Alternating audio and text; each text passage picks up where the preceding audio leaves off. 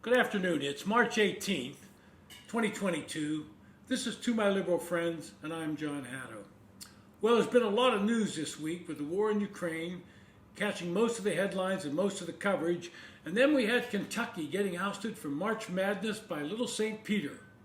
But something else did catch my eye that once again shows the utter hypocrisy of the media and the liberals, read that Democrats, on anything that goes against their political narrative. Now, we all remember the news about President Biden's son, Hunter Biden, and his dealings in foreign nations. Here is a disgraced lawyer who was bounced from the Navy because of cocaine use, forced to resign from a law firm for that and other reasons, and then found a way to capitalize on being the son of the Vice President of the United States. Hunter Biden had major dealings in China and Ukraine. He was given a board seat on a major energy company in Ukraine, Burisma, and a salary of close to $500,000 to $600,000 per year. He did not seem to matter that he did not have any experience in the energy sector and certainly did not speak the language. But he was well connected to his father, Joe Biden. And Hunter needed help, and Joe Biden was only too happy to give that help. Now, most people following this story knew about Hunter Biden accompanying his father on a trip to China. According to former partner of Hunter Biden, Tony Bobulinski, the deals being struck in China were strictly because of his father and not the son. And the money just flowed, and Hunter Biden accepted it. Hunter Biden had a private dinner meeting with Yi Jianming, and at that dinner, Chairman Yi gave Hunter Biden a gift, a 3.16 carat diamond worth over $80,000. Now, photos of that diamond appeared on a laptop owned by Hunter Biden. Remember that laptop. At the same dinner with Chairman Yi, an offer was made to the younger Biden, $10 million a year for a minimum of 3 years for introductions alone. That was according to an email Hunter Biden sent to executives of CEFC, the largest energy company in China.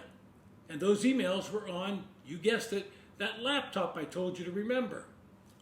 Now, I could go on and on about the deals that Hunter Biden engaged in with the help of his father, the Vice President of the United States, and later a candidate for the presidency. But that's not the point of this podcast. I mentioned the laptop of Hunter Biden. This is the infamous laptop that was abandoned in a Delaware computer repair shop. On it were very damning emails to and from Hunter Biden, and some photos, to be honest, that simply should never have been saved, let alone taken. It was a bombshell of discovery in the middle of a presidential campaign. This is something journalists look for because it gives them the greatest story of their life. So what was the reaction of the media and the liberals in this country?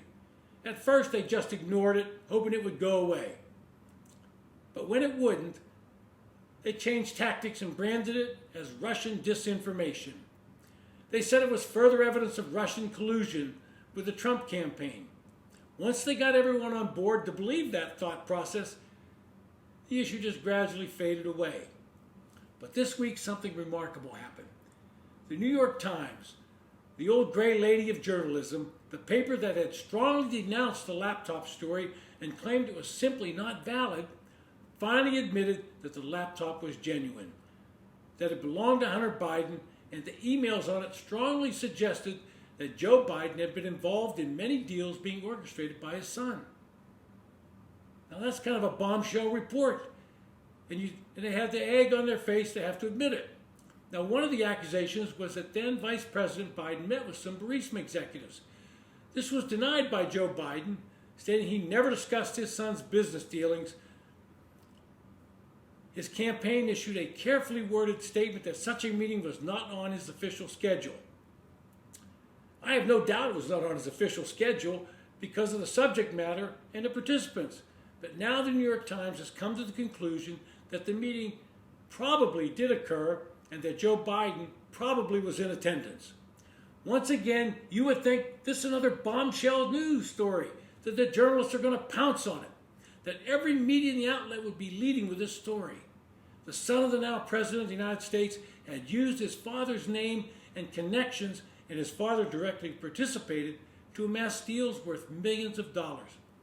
So what was the response? On CBS, nothing. On NBC, not a word.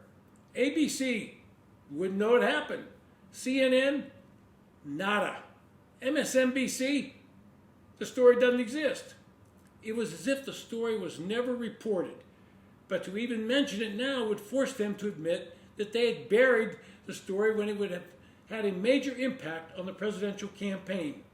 They are so in bed and in the tank for Biden that they dare not run anything that might cast aspersion on his actions or his character. But what do you think the response would be if this had been one of Trump's sons? You can bet it would have been on the lead story, and they would have talked about it all day and night on CNN and MSNBC. But that would be a conservative, and Biden is not a conservative. So we have to bury the story, tell us it really didn't happen.